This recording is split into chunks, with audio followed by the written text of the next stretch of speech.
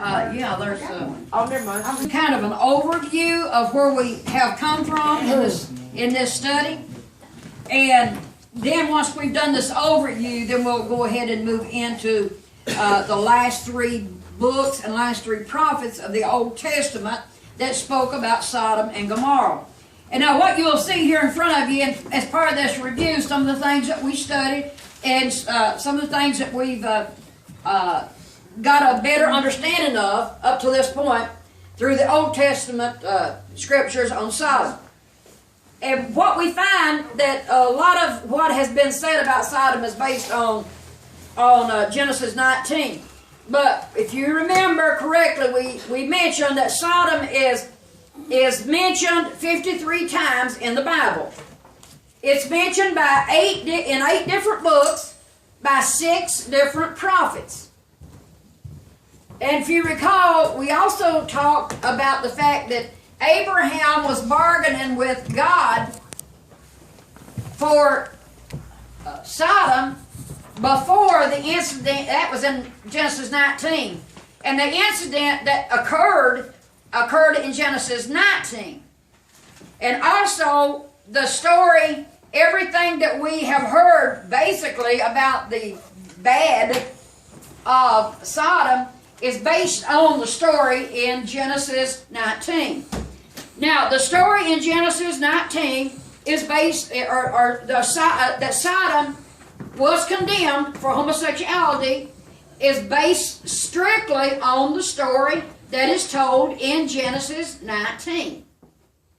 So, there are several references, and I don't know exactly where I'm at there, but there are several references to Sodom prior to Genesis 19, and we studied that.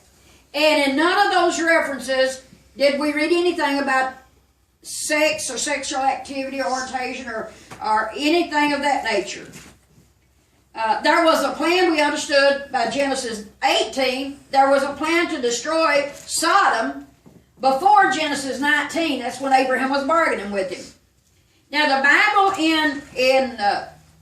in Genesis prior to chapter 19 did say that the men of Sodom were sinners before the Lord exceedingly, and their sin was very grievous. However, it does not mention that sin has anything to do with sex. And the thing is, we can't really put that in there because it doesn't mention it. We don't need to add things to the story or take anything away from it. We know they were sinners exceedingly, and their sin was grievous because the Bible tells us that. However, it does not tell us it had anything to do with sex. So we can't write that in, simply because it's not there. And that's the reason why we want to go ahead and study all 8 books and all 6 prophets on this subject. Amen. Because we trust them. We preach from all of those books, and we trust those prophets. Amen. To tell us more and clarify for us exactly what all of that was about in 19. So here's something we want to ask ourselves tonight. Exactly what happened on that night in Sodom. Exactly what happened. When we read the story, we know one thing. And we can only confirm this, that they had attempted to have sex with the angels. There was no sex that night, at least at that point there. They attempted it, but there was no sex. God prevented that. And in all appearance, if we look at it, it wasn't a mutual consent in sexual activity. If the 2 angels had gone out and all the men of the city was compassed about saying we want to have sex with them, they were not willing. It would have had to be at the best gang rate. So there's nothing else that we can write into that. We can certainly say it wasn't consensual. And we can certainly say it wasn't 2 people. Rather, it was a gang against 2 people. So, if Sodom was destroyed for what we read in Genesis 19, would that not rather be a very harsh punishment, considering that nobody had sex? Amen. It would be paramount to me getting upset with somebody and going and getting my 38 and saying, I'm going to shoot and kill this person. I don't have a 38. But shoot and kill somebody, and I get halfway down, and you hear me, I get halfway down the road, I get almost there, and I change my mind, and I go back. Or somebody stops me, and I go back. And then they haul me into court, and they give me a life sentence on the fact that I attempted to kill somebody.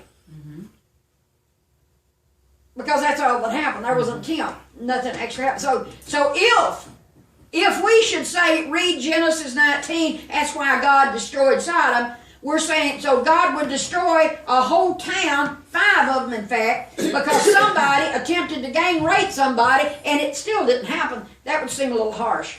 Yeah. Okay?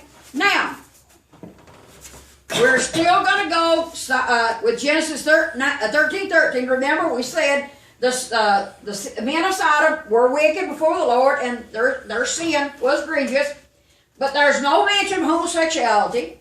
And then when we come down to chapter 18, they come down, the angel said, we're going to come down and investigate and see if the crime of the city is as we have heard.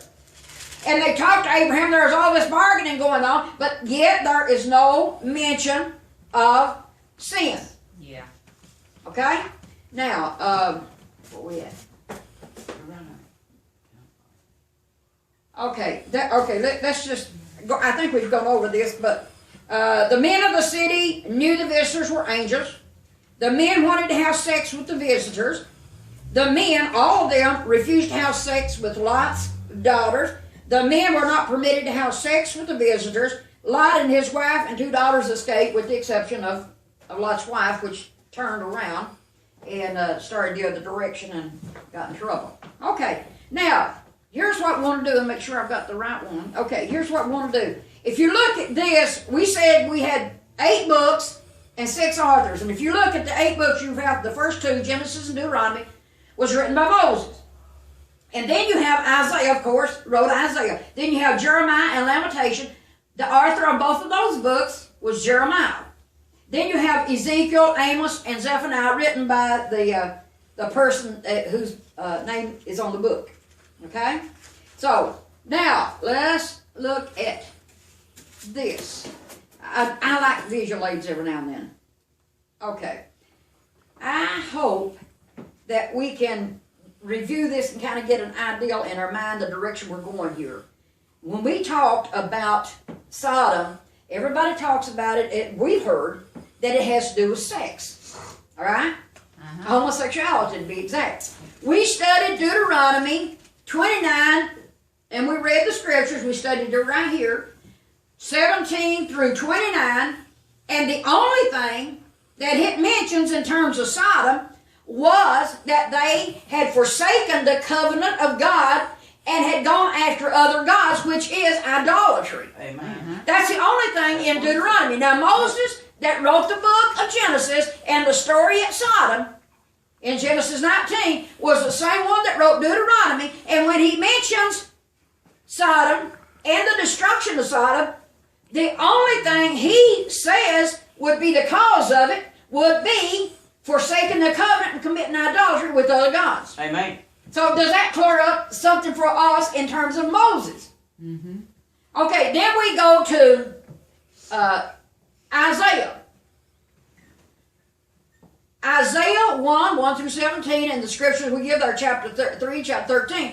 What we see Isaiah mentioned 4 things in connection with the destruction of Sodom. 4 things only. One was haughtiness, oppression, pride, and arrogance. Okay, Isaiah mentions only 4 things. He does not mention sex at all. When he talks about the destruction of Sodom, he does not mention sex. What he does mention is haughtiness, oppression, pride, and arrogance. Now, we're going to see a theme as we go through. I want you to remember those words. Because okay, Jeremiah. When we studied the book of Jeremiah, there was 2 things that came out in connection with the destruction of Sodom and Gomorrah, and that was only idolatry and oppression. Once again, we have Jeremiah not mentioning any sex or anything having to do with the destruction of Sodom. So now here we've gone over, what does that make, 2, 3, 4, 5 books. And none of them mention any sexual activity in connection, and they talk about the destruction of Sodom. And when they talk about the destruction of Sodom, they only mention those terms that I gave you. Now, Lamentation did say this, Jeremiah in Lamentation, and Lamentation is a grieving. A grieving. And the grieving was because that the sin that Jerusalem and Judea had done was worse than that of Sodom. And then when we go back to Jeremiah, we only have idolatry and oppression. Remember, Jeremiah wrote Jeremiah and Lamentation. He wrote both those books. Mm-hmm. And the only thing we're going to come out of that with still is idolatry and oppression. Now, I think we are ready to go to the book of Ezekiel, right? Mm-hmm. Okay, I didn't bring a marker, but I thought we'd write some of these things in there so we kind of get an activity going on. Let's look at the book of Ezekiel 49 and 50. All right, I put that pen right there. Okay, has anybody got Ezekiel 16, 49 and 50? Chapter 16.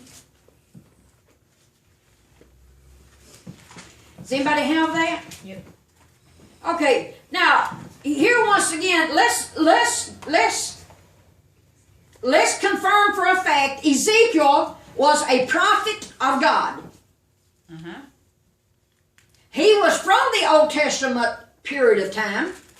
He had heard from his childhood, had been trained in the school. They had school for prophets and school for people didn't just go out and say, I'm going to prophesy. They had schools for prophets so they could study the law, so that they could be familiar with all the commandments of God, all those things. They had a school for that.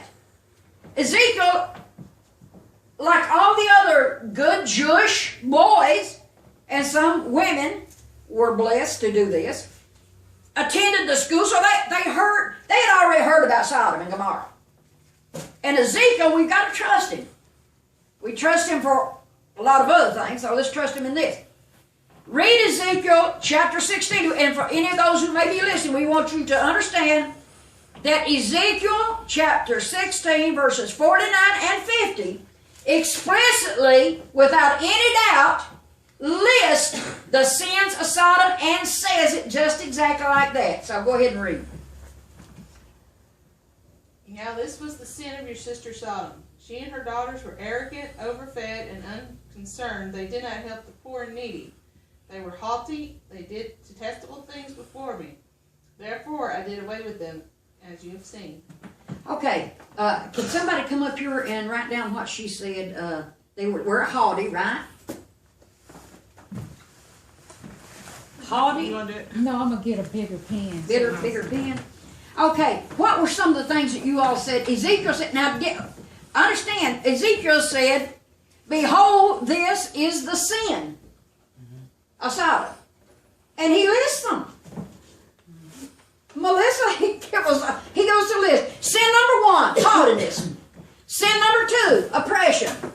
What were the sins? Arrogance. Spoiled is what I have. Overfed, idleness.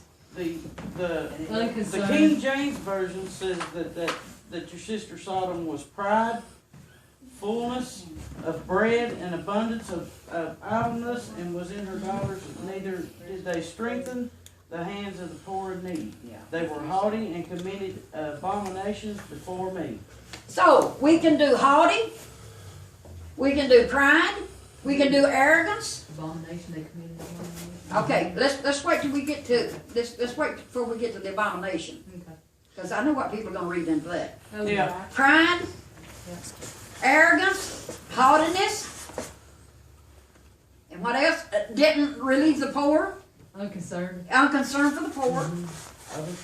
Overfed. Okay, Which is what?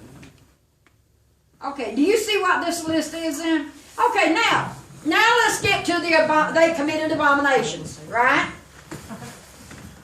Now I want you to understand. This is how I read this. They committed abominations. Okay, let's say they say, oh, that abomination was that they committed homosexual acts. They write that in there. Okay, now let's understand the faultiness of this thinking. I remember my professor once when I was in the undergrad said that I should be an attorney because I picked them. Because, I mean, things are just obvious to me. Okay, God lists, through the mouth of Ezekiel, he lists pride, arrogance, haughtiness, no concern for the poor, overeating, overfeeding, whatever. Makes a list of all these things. Now, let me give you I'm going to have Samantha come up here. Okay, and Sherry, you want to come up here and stand? You're going to be her representative. All right. Now we're in a court of law. Okay. Now, so I'm reading here a list of all the things that Samantha is here for. Samantha, if I understand this list, the police gave me a report. Okay, she went into McDonald's and she stole the change that was there for the Alzheimer's Corporation. Okay, she kept her change. Okay, and not only that, but then she left and she didn't pay for her food. Okay, now what she did too then is she went out and borrowed her neighbor's car, and she was supposed to bring it back, but she didn't. And what she did was she wrecked it. Now that's all on the police report right here. Okay? And when she did, she wrecked it, then she went into the neighbor's house and stole some other things, and then she got away. Now is that all that's listed here? Okay, but you turn to me Your Honor. and you say, oh no. Objection. See, hand me the paper that you've got that's got her other sins on it. Her other, what's that paper there? The one that's got the, one that's got the other things that she did. One that's got the other things that she did. Let me have yours. Thank you. I've got, right here. These are the ones that are listed on the police report. But looks to me like here, according to this, that Samantha also, well, Sam, let's call Sam. Let's make you a man, okay? That Sam also, according to this paper here, Sam also went into the neighbor and got the little girl and raped her 3 times. Took the mother and sliced her throat and took both of them and took them out back and buried them in the ground. Well, now, why would you bring Samantha here and tell me about her stealing a jar of coins, wrecking a car, and going to the neighbors and stealing something other, and all that? Yeah, you told me all that, but then you kept this back. And which one is the worst?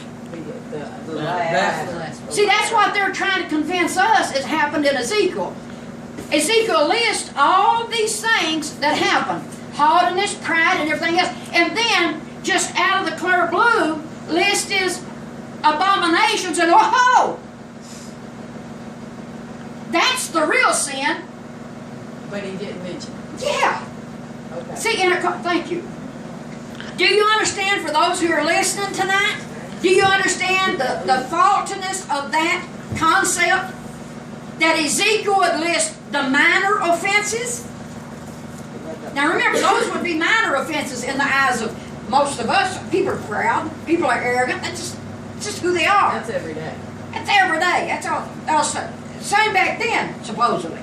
But now we list all these things. Ezekiel goes to all the trouble to list 1, 2, 3, 4, 5 sins of arrogance, pride, all those. And then he lists his abomination. But the abomination that he did not list and does not tell us what it is was worse than those. Do you see the flaw in that kind of thinking? Yes. So now, if we look at the book of Ezekiel without writing anything into it, what are we going to come up with the sins of Sodom as spoken from God through the mouth of Ezekiel? But they were prideful people and would take care of. They were proud, they were arrogant, unconcerned about poor people. they were more concerned about themselves than anyone else. Now what? And we can say they committed abominations. Guess what? If we go to the term abomination and we compare it to all the other scriptures we've read in the past of the other prophets from the other books, what do we get from the term abomination? Could possibly have been idolatry.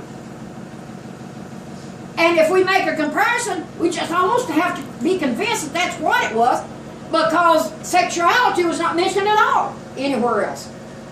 Neither does Ezekiel. Does that clarify anything? Okay. Now, here, let me explain something here. I thought this was amazing in my study. You know, in studying, I look at a lot of commentaries to see who's going to say what about certain scriptures in the book, in the Bible.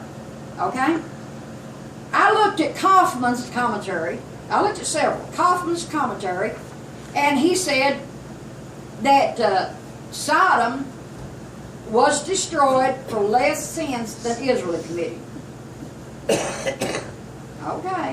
Now, we don't have any record at all of Israel being condemned of God for homosexuality, do we? But yet, Kaufman said, and we've got, he and we both have scriptures to back this up, that Israel was never condemned throughout these scriptures for homosexuality. Calvin's and Gill's commentaries, let me tell you something. Commentaries, full Bible commentaries, are supposed to cover full Bible, right? Guess what these two characters didn't do? They covered Ezekiel from chapter 1 to chapter 7 and then quit. They wouldn't even address it. Because they couldn't, in all honesty, address it for exactly what it says. So they just didn't even bother. And then when we look at Barnes' notes, his commentary, throughout his commentary he mentions one thing, and that's idolatry. Everything about the sin of Sodom and Jerusalem in comparison was nothing more or less than idolatry. Now, Matthew Henry, he's one of more contemporary commentary. He said that Ezekiel 16:48 agrees with Matthew 11:24, and he says it shall be more tolerable for the land of Sodom in the day of judgment than for thee. Talking about Capernaum, I believe is what the city was that he was talking about. You can look it up, Matthew 11:24, but I think it was the city of Capernaum. And he said it'd be more tolerable for Sodom in the day of judgment than for that city. Now, if you just take all the information you've got and put it in there, why would it be more tolerable for Sodom than it would be for Capernaum? Did you find it? Matthew, I've got 11:24. 11:24. Yeah, go ahead. Matthew chapter 11 verse 24 says, "But I say unto you that it shall be more tolerable for that land of Sodom on the day of judgment than for thee."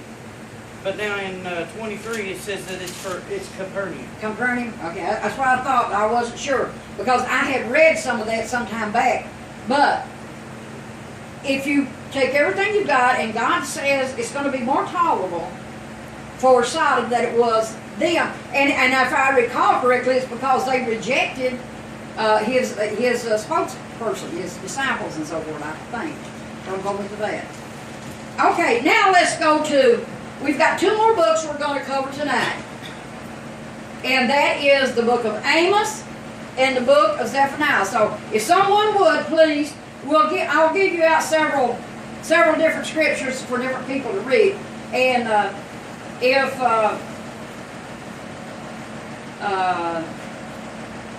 Sherry, can you read Amos 1 and 9? Juanita, can you read Amos 2, 4, and 6? And Wanda, can you read Amos 3 and 4. And Melissa, can you read Amos 4 and 11? And then I need someone to read, who can read 5, 11, and 12. Okay, Jamie. Okay, let's go with Amos. Now pay close attention to what we're reading in the book of Amos. Amos was a prophet of God. He was one of the minor prophets, but he was a prophet. And what does Amos say in Amos 1 and 9? This is what the Lord says. For 3 sins of Tyre, even for 4, I will not turn back my wrath, because she sold whole communities of captives to Edom, disregarding a treaty of brotherhood. Okay, in I think King James it says they didn't remember the covenant. In other words, they broke the covenant. Okay, now let's look at 2 and 4. Now, when you read all these, remember we're going to get to Sodom and why Sodom was destroyed. Remember, the first one that we read here was that they forsook the covenant. Thus saith the Lord, for these transgressions of Judah, and for 4, I will not turn away the punishment therefore, because they have despised the law of the Lord, and have not kept the commandments, and their lies caused them the error after which their fathers have walked. But I will send a fire upon Judah, and shall devour the palaces of Jerusalem. Thus saith the Lord, for 3 transgressions of Israel, and for 4, I will not turn away the punishment therefore, because they sold the righteous for silver, and the poor for a pair of shoes. All right. Wow. So what we found there is they despised the law of God. They did not keep the commandments, and they did not care about poor people. Uh-huh. Now that's what we've gotten so far. And do you see a pattern when we're talking about? When we've read through all these books and all these prophets, there's a pattern. Yeah. And that many prophets couldn't be that wrong. Okay, let's do 3 and 4. Can I ask a question? Yeah. Right quick, Pastor? I guess that's the reason nobody wants to read anything but Genesis, ain't it? Yeah. That's all they want to preach on is Genesis. Yeah, because honestly, if you read the rest of it, really study, it just destroys Genesis. their doctrine. Are you talking about chapter 3? Chapter 3, 3 verse 4. Verse 4. That's you, I think. Oh, sorry. Do 2 walk together unless they have agreed to do so? That's Amos 3 and 4. That's what I got in this one. Well, maybe I wrote the wrong thing down. I could have wrote the wrong verse down. Mine reads, does a lion roar In the 4. in the thicket? Yeah, well, that's not the right one. The right one says they take advantage of the poor. So I'm sorry. It's just Okay. they oppress the poor is what it says. The one that I read, and I don't know. Let me see if I can find it here. Amos. Is it maybe chapter 4? Huh? Is it maybe chapter 4? Look at chapter 4 and 4. It may be. Try it and see. But we want to make sure we understand the pattern that is. 4 and 4 says, go to Bethel and sin. Go to Bethel and sin. Go to Gilgad and sin yet more.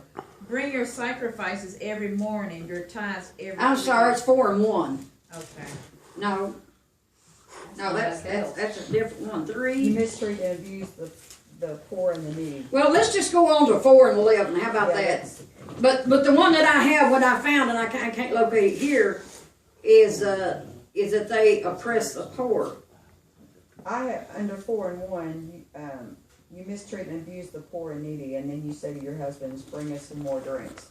I've got that under 4 and 1. That's the one you're looking Yeah, for. the 4, Pastor. poor It's and a needy. portion of it. Yeah, that's some of. Now let's look at 5, 12, 11, and 12. What about 4 and 11? Well, that's one we just did, right? 4:11. No, that was 4 and 1. Oh, 4 and 11. Read 4 and 11. 4 and 11, all right.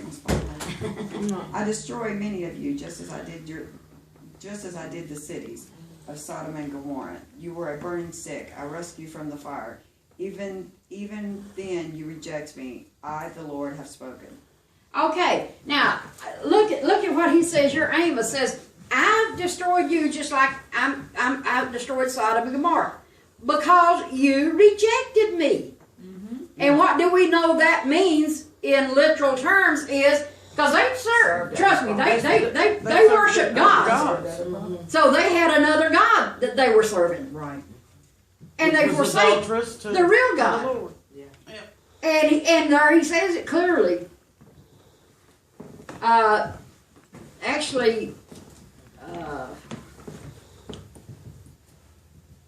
Yeah, it says, "And ye have not returned to me," saith the Lord. In other words, you've worshipped other gods. Okay, let's look at 5, 11, and 12. For as much therefore as your treading is upon the poor, and you take from him burdens of whom stone, that ye shall not dwell in them. Ye have planted pleasant vineyards, but ye shall not drink wine of them. For I know your manifold transgressions and your mighty sins. They afflict the just. They take a bribe and turn aside the poor and the gate from their right. Okay, in both of these scriptures, he is explicitly talking about the way they treat poor people. Yes. And when you look at the book of Amos and you read everything he said and use all the terms that he used in comparison and in relation to the fact that he destroyed Sodom and Gomorrah, the only things you come away with is idolatry and how they treat the poor. There is not one mention of any sexual activity, either straight or gay. Heterosexual, homosexual, there's no mention of it. So now for those who say that Sodom was destroyed for homosexuality, they need to tear Deuteronomy out of their Bible. They need to tear Isaiah out, Jeremiah, Lamentation, Ezekiel, Amos. But before Genesis 19, Because he had decided it was going to be destroyed Right, anyway. in 18, yeah. So that, because that all contradicts what they're saying about Genesis 19. Okay, now let's go on to the last book, and that be Zephaniah. And hopefully this time we got the scriptures correct. Zephaniah, let's go to, that would be a few books over from Amos, another one of the minor prophets. Zephaniah 1, chapter 1, verses 4 through 6. And this we want to really pay attention to because it's almost identical to Ezekiel. It doesn't explicitly list them like Ezekiel. Ezekiel said these were the sins of Sodom, and it lists them. Zephaniah almost lists the same ones, but not quite as a list, but they're there. Let's look at this. Zephaniah 1, 4, and 6. Someone get that. And someone get Zephaniah 2, 8 through 10. Okay, can you get Zephaniah 2, 8 through 10? Okay, Melissa, get 3, verse 1. And Juanita, can you get 3 and 11? Who got 1, 4 through 6? I'll read it. Oh, okay.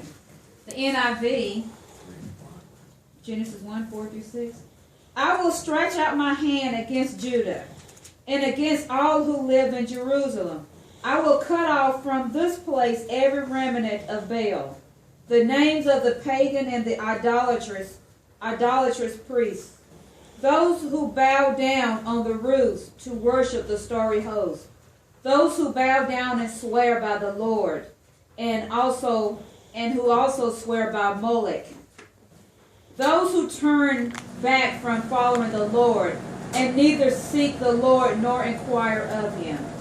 Okay, now, in the very first chapter of Zephaniah, he says, I'm going to destroy you because you're not worshiping me, you've turned from me, and even those that did stay with me, they brought Moloch in too.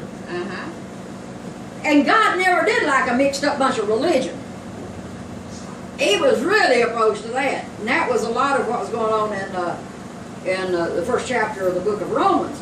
So in the very first chapter of Zephaniah, what we read and understand is idolatry, clear and simple. Now let's go on to chapter 2, verses 8 through 10. I have heard the insults of Moab and the taunts of the Ammonites, who insulted my people and made desolate their land. Therefore, surely as I live, declares the Lord Almighty, the God of Israel, surely Moab will become like Sodom, the Ammonites like Gomorrah, a place of weeds and salt pits, a wasteland forever. The remnant of my people will plunder them. The survivors of my nation will inherit their land. This is what they will get in return for their pride and the insulting and mocking of the people of the Lord Almighty. Okay, now he said, okay, you folks are going to be just like Sodom, and I'm going to destroy you, and your place is going to be salt pits just like Sodom was. And he says, get this, and this is what you're getting for your pride. You're just like Sodom, and you're going to get punishment just like Sodom because of your pride. Can't read anything else into that. I'm sorry, you just can't do it. Okay, now let's look at 3 and 1. Too bad for that disgusting, corrupt, and lawless city, forever rebellious and rejecting correction. Jerusalem refuses to trust or obey the Lord God. 3 and 1. Yes. Where did I get a Says, Christian? woe to tell. Woe to her, filthy, polluted, and oppressed. Oppressed? Okay. Again, we see the term oppression. The oppressed city. They are used to oppressing. Okay, let's go to 3 and 11. I think we get 2 here. In that day shall there not be ashamed of all their doings, wherein thou hast transgressed against me. For then I will take away out of the midst of them that rejoice in thy pride, and thou shalt no more be haughty because of my holy mountain. I will also leave the midst of thee an afflicted and poor people, and they shall trust in the name of the Lord. Okay, did you read anything about haughtiness and I think haughtiness and It pride? said, shall no more be haughty because of my holy mountain. And pride should be in there somewhere. Yeah, it said, I will take away in the midst of them that rejoice in thy pride. Okay. Now, Zephaniah was talking about Judah, Jerusalem, the people of God, and the cities. He was talking about them, and he was comparing them to Sodom and why he destroyed Sodom. And the only terms that are mentioned is idolatry, oppression, haughtiness, and pride. Now we have studied, just to recap, we have studied before we get into the New Testament. When we get in there, it's just going to be an eye-opener too. It's going to be wonderful. We're going to learn. We're going to learn. Okay, we have learned, but we're going to learn more. Because, see, we're going to get the real truth from the mouth of Jesus Christ. You can't deny Jesus Christ. Amen. Okay? Now, what we have gotten so far is we've got 8 prophets. That's all. 8 The prophets. same thing. Or 6 prophets. In 8 books. That have told us why Sodom was destroyed. Fact is, Ezekiel listed 1, 2, 3, 4, 5. These are the sins of your sister Amen. Sodom. That's right. Now, I have a legitimate question. You've got Ezekiel, Isaiah, Moses, Zephaniah, Amos, and Ezekiel. I may have mentioned that twice. But you've got these 6 prophets. The sin of Sodom was grievous. The men of Sodom were sinners before the Lord exceedingly. I have got to ask a question. They wrote, and they wrote, and they wrote about all the sins of the people that they were committing and everything that they were doing. And they talked about Sodom. They mentioned Sodom, I don't know how many times through there. In all of these books, they mentioned Sodom, and they mentioned all the sins of Sodom, and they mentioned the sins of Judah and Jerusalem and all of that, and they put it all together. And I have got to ask a question. Were they absolutely, every one of them, senile? No. Why would they not mention homosexuality? Because that's not what it was destroyed for. I mean, honestly, Yeah. if you have got 8 books and 4 prophets of God that are speaking directly from God, and they talk about Sodom, and they talk about the sins of Jerusalem and Judah, and they talk about the destruction in comparison to them to Sodom, and they talk about pride and haughtiness and arrogance and lack of concern for the poor, idolatry, all these things. They talk about all that. But not one time do they say, hey, yeah. And, you know, they were also having sex with each other. They were having, quote, I mean, they could have put it in there, unnatural sex. They could have wrote it in there just like that. Well, you got to do, you got to ask yourself the question, why did they not put it in there? Now, I have an answer. They didn't put it in there because they knew if they wrote that in there as from God, that would not be the truth. And they were not going to write something that was not the truth. Amen. So they wrote the truth, and what we have is the truth to rely on. And that is that Sodom was not destroyed. For those who are all listening on the web, Sodom was not destroyed for homosexuality, and that can be backed up by 6 prophets and 8 books. Amen. And if you'll stay tuned till next week, we'll back it up through the mouth of Jesus Christ. Thank you. Amen.